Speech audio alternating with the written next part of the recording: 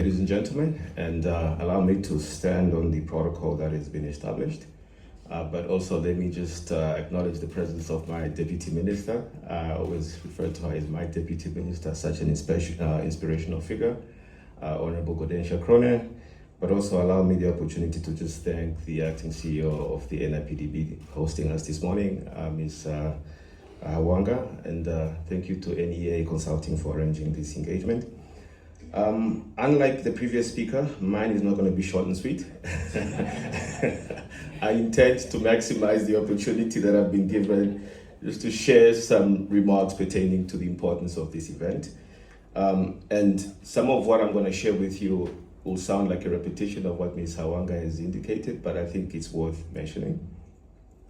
So first and foremost, the first two editions of a similar summit or conference, that was the Global Africa Hydrogen Summit, were not just ordinary conferences. They were part of Namibia's deliberate economic and green diplomacy. They were convened to test, validate, and promote Namibia's green industry's potential, not only to local stakeholders, but to Africa and the whole world at large. I mean, we know we've been a pioneer in this regard, and I think those platforms truly showcased what we've been able to achieve as a nation and the potential that it actually holds.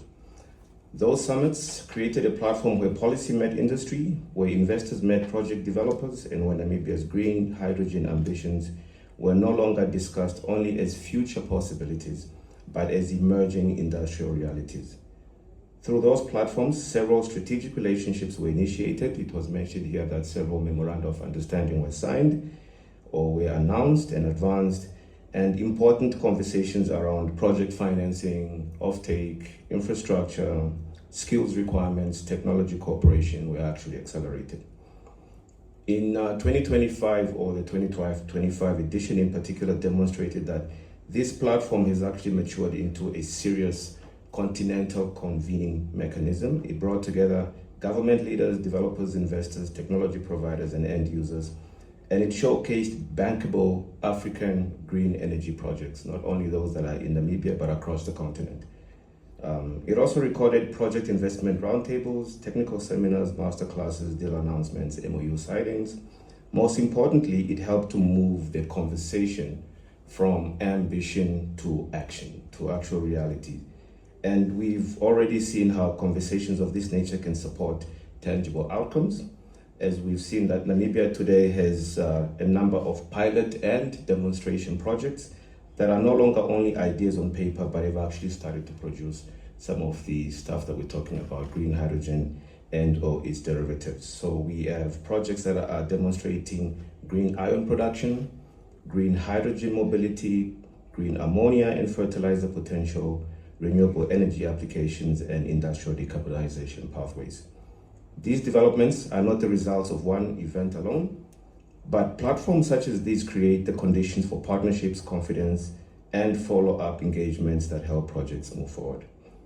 And it is with that background that we believe that the Africa Green Industry Summit is both timely and actually quite necessary.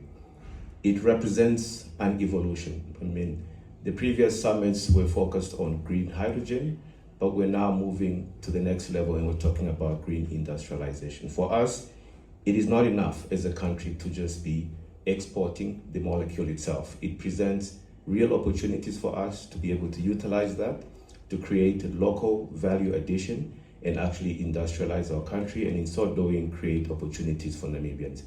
I think we know the stats and I don't need to repeat them here. We have high unemployment, and we need to be advancing the secondary sector if we are to make a dent in those challenges that we're having. So therefore, the theme, Powering African Industries for Sustainable Development, speaks directly to the shift. It recognizes that not only Namibia, but Africa's energy transition must also be an industrial transition. For Namibia, this means connecting renewable energy to productive sectors, linking green hydrogen to minerals beneficiation, supporting low carbon manufacturing, and ensuring that we create a space for local enterprises and communities to participate in these emerging value chains. We have to do that. That is the only way we can truly be transformational. So therefore, this year is a very important time for not only the Namibia Green Hydrogen Program, but for the country at large, as we embark on a process whereby we are busy with the development of a sectoral transformation investment plan, or STIP for short, under the Climate Investment Fund's Industry Decarbonization Program.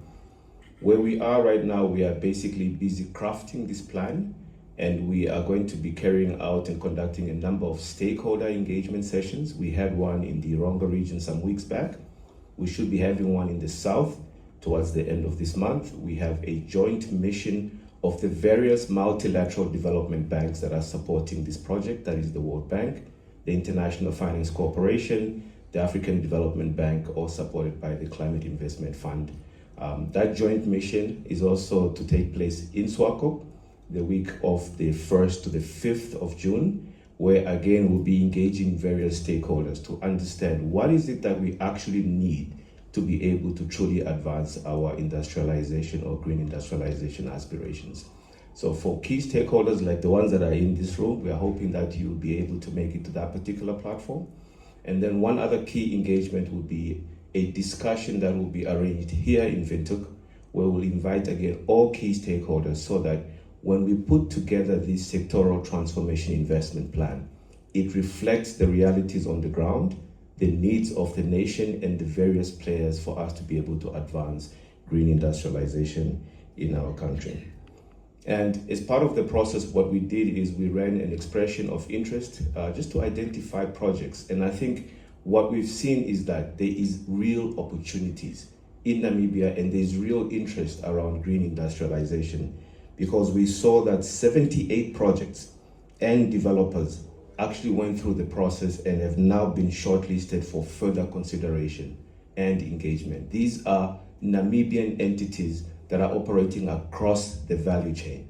So the interest is there, the talent is there, and these are projects that are not only on paper, but have potentially actually gone to the next level.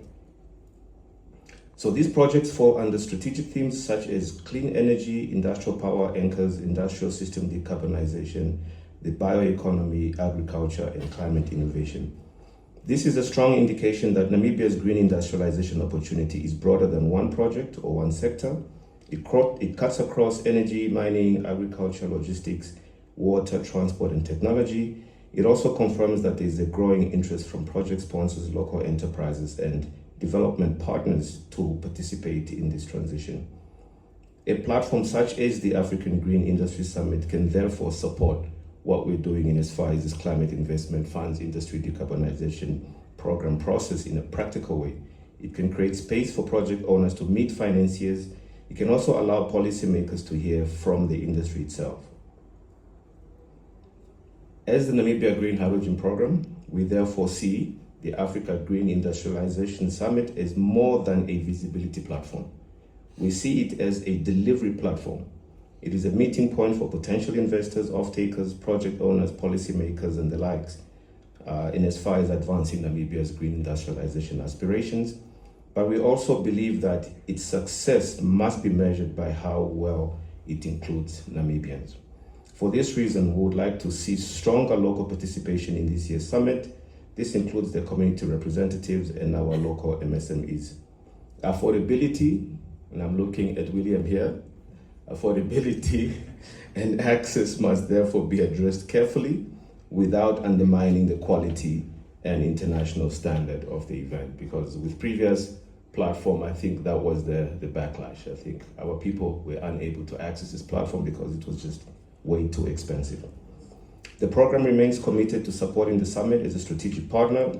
We will continue to assist where possible in shaping the technical content, strengthening stakeholder engagement, mobilizing relevant partners, and ensuring that the summit speaks to Namibia's current implementation priorities. In closing, I wish to thank all the